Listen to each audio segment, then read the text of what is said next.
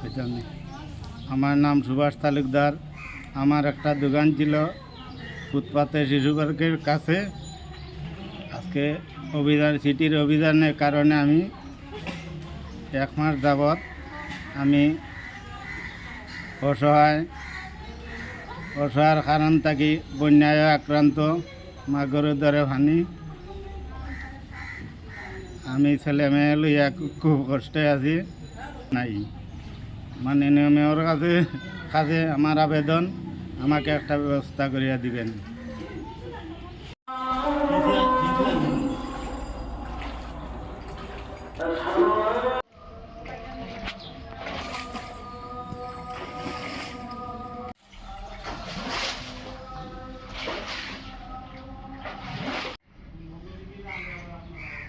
এখানে কত বছর ধরে আছেন আপনারা?